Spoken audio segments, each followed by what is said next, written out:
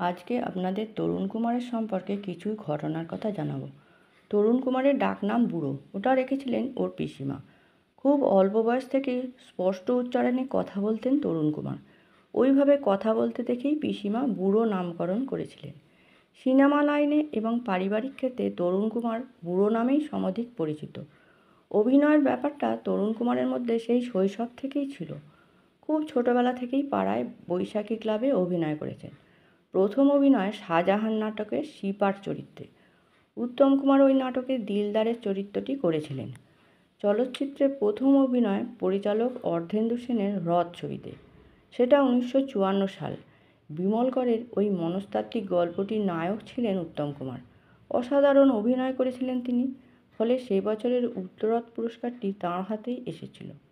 তখনকার দিনে উত্তরোত্তর পুরস্কারের গুরুত্ব বিএফজেএ পুরস্কারের মতোই ছিল। ঠিক তার 4 বছর পরে তরুণ কুমারও উল্টোরথ পুরস্কার পেয়ে গেলেন অবাক পৃথিবী ছবিতে ফাদারের চরিত্রে অভিনয় করে। উত্তম কুমারের 4 বছর পরে জন্মেছেন তরুণ কুমার। অভিনয়ের শ্রেষ্ঠত্বের স্বীকৃতি দাদার থেকে 4 বছর পরেই পেলেন তিনি। অবাক পৃথিবী ছবির প্রযোজক ছিলেন তরুণ কুমার নিজেই।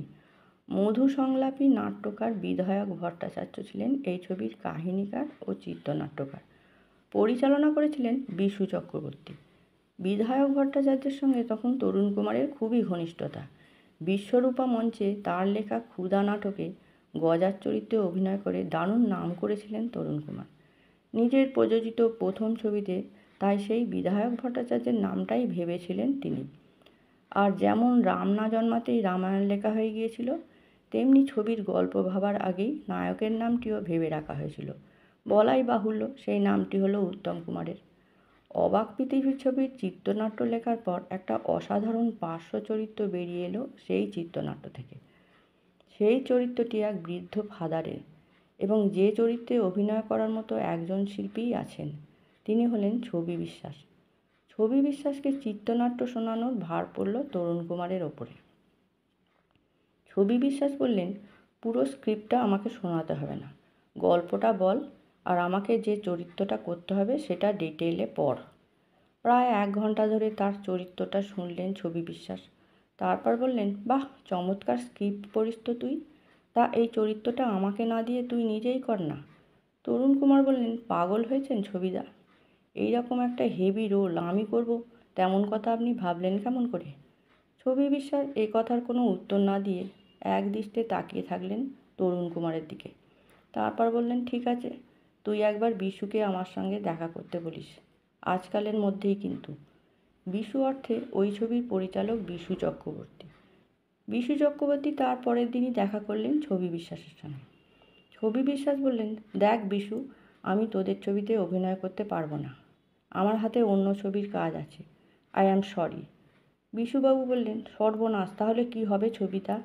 ওই চরিত্রে অভিনয় করার লোক আমি কোথায় পাবো? ছবি বিশ্বাস বললেন, আমার একটা সাজেশান আছে, সেটা নিস তো বলি। বিশুবাবু বললেন, কী সাজেশান? ছবি বিশ্বাস বললেন, আমার ওই চরিত্রটা তোরা বুড়োকে দিয়ে করা। বিশুবাবু চমকে উঠলেন কথাটা শুনে। বললেন, বুড়ো ভালো অভিনয় করতে পারে জানি, কিন্তু তা বলে এই রোলটা? বিশুবাবুর কথা মাঝখানে বাধা দিয়ে ছবি বিশ্বাস বলে উঠলেন, নয় কেন? যোগ্য শিল্পীকে তার মর্যাদা দিতে তোদের এত কার্পণ্য কেন রে? ছবি বিশ্বাস কি চিরকাল বেঁচে থাকবে? নতুন শিল্পী তৈরি করতে হবে না? বুড়ো 1 ঘন্টা ধরে নানাভাবে অ্যাক্টিং করে যেভাবে চরিত্রটা আমাকে শোনালো, তাতে তো আমি মুগ্ধ হয়ে গেছি।